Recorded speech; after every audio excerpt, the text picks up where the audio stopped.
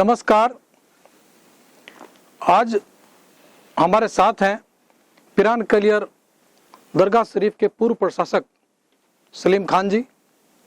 सलीम खान जी कांग्रेस से भी जुड़े हैं, लेकिन समाज से भी ज़्यादा हैं।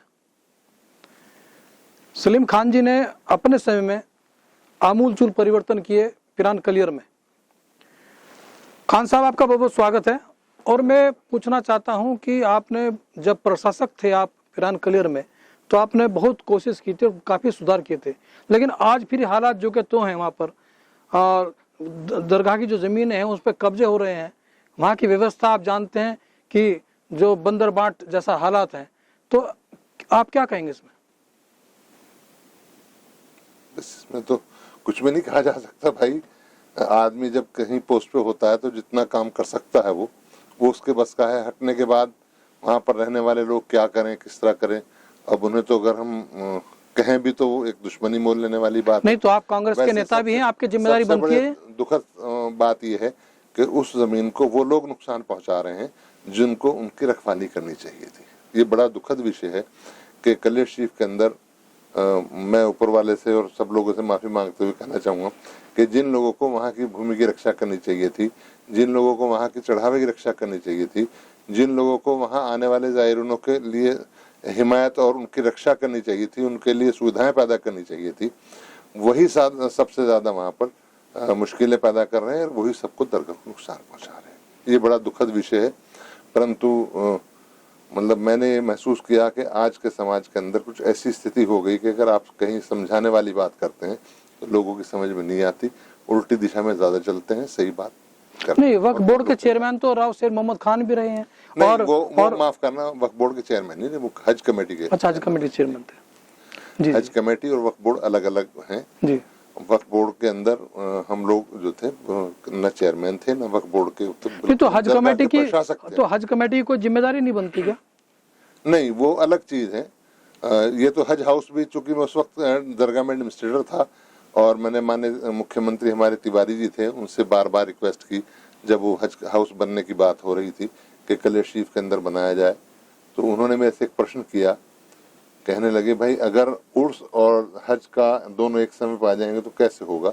मैंने उनको समझाया कि हज अलग चीज़ है और उर्स अलग चीज़ है, बिल्कुल ऐसी है जैसे होली और दिवाली, दोनों आपस में नहीं मिल सकते।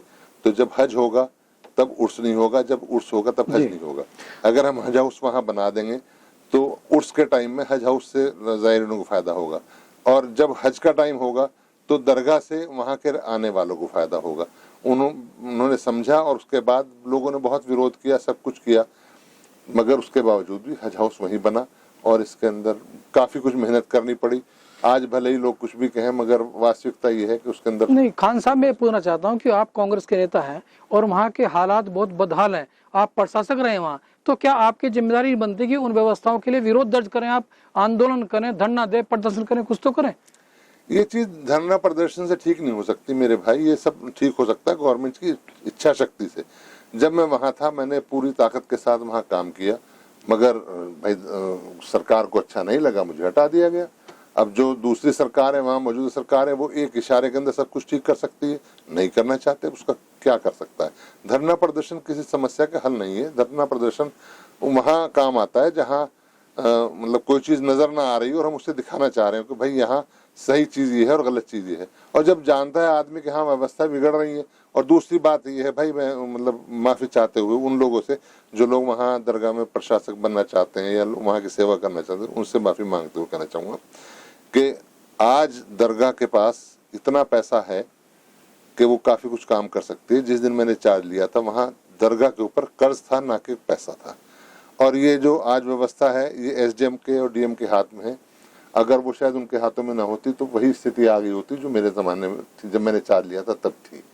ये इच्छा शक्ति बहुत ज़रूरी है काम करने की, और उसके अंदर जब तक आप ईमानदारी का चोला नहीं पहनेंगे और अपने आप को मतलब इम्पार्शल होकर काम नहीं करेंगे। मेरे वहाँ कई अपने लोग भी नाराज़ हो गए चूँकि मैंने वो डिसीजन लिया जिसके अंदर उनका नुकसान। चलिए खैर, मैं पूछना चाहता हूँ कि सन 2022 में चूंकि चुनाव आ रहे हैं और आप की पार्टी कांग्रेस भी एक मैदान में तो है ही, बड़ी पार्टी है, तो क्या परिवर्तन किस इशू को लेकर चलेंगे आप?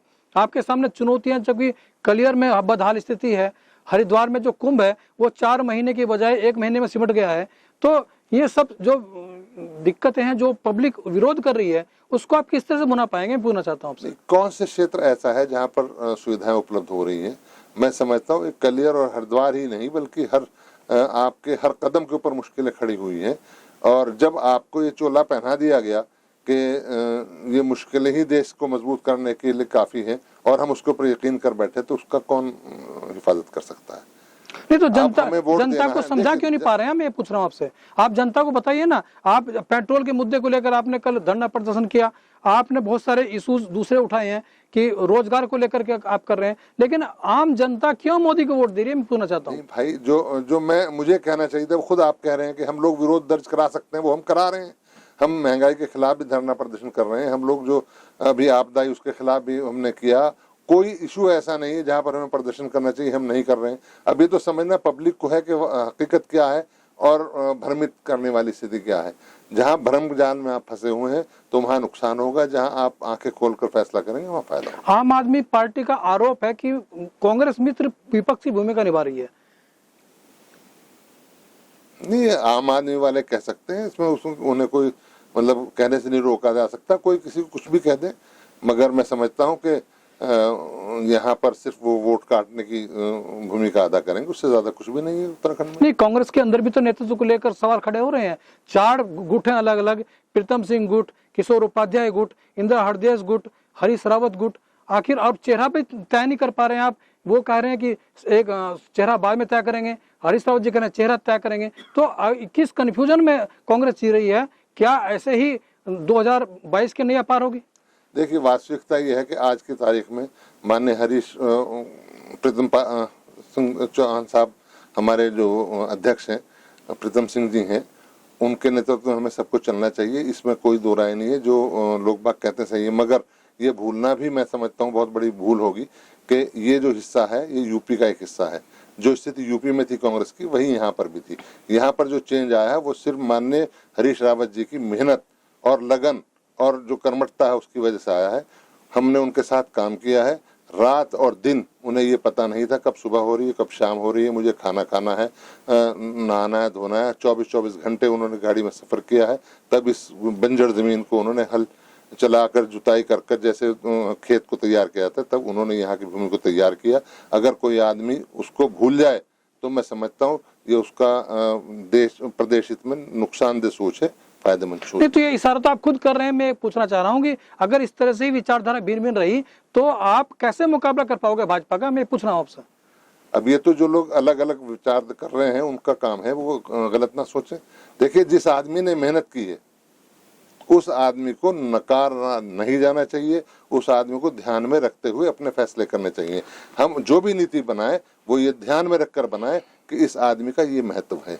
अगर सलीम खान जी का साफ कहना है कि जिसने मेहनत की है, हरीश रावत जी ने इस यहाँ पर उत्तराखंड में आकर के मेहनत की और सरकार लाने में सहयोग किया। पहले तिवारी गवर्नमेंट आई, उसके बाद फिर बहुगुणा गवर्नमेंट आई और फिर तिवारी हरीश रावत जी स्वयं मुख्यमंत्री बने। तो आपका कहना है कि प्रीतम सिंह जी को नेता मानना पड़ेगा और हरीश रावत के कद को, उनकी बात को भी तवज्जो देनी पड़ेगी, तभी कांग्रेस 2022 के नैया पार कर सकती है। आपका बहुत बहुत धन्यवाद। फिर हम किसी से बात करें तो जय हिंद, जय भारत, नमस्कार।